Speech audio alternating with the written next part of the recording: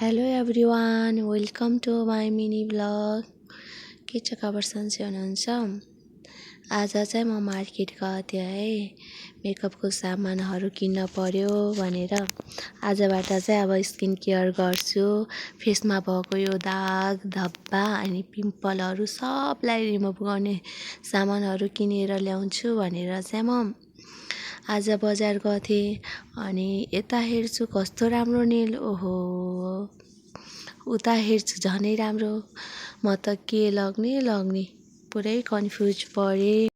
अनि अब त भयो, अब चाहिँ म बडी लोसन, मोइस्चराइजर, सनस्क्रिम लग्छु। अरू त हेर्दा पनि हेर्दिनँ भनेर म चाहिँ हेरिरहेको थिएँ। कस्तो दामी दामी कलर, हेयर कलर, हो देखेरै दङ्ग परेँ। अनि म त सनस्क्रिम हेरिरहेको थिएँ, कुन राम्रो हुन्छ होला के हो भनेर हेरिरहेको थिएँ। खै के हो है, मलाई त खासै थाहा पनि छैन यसको बारेमा।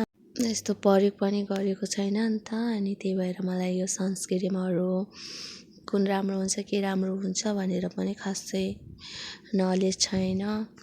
त्यसैले चाहिँ मैले आज हेरिरहेको थिएँ, यताउता धेरै धाएँ, बट के लग्ने म आफै कन्फ्युज लास्टै परेँ। अनि हेरेँ, त्यसपछि म घर रिटर्न भएँ। म लग्दिनँ भनेर चाहिँ म घर रिटर्न भएँ। अनि म हिँड्दै बाटोमा गएँ। Thank you for watching.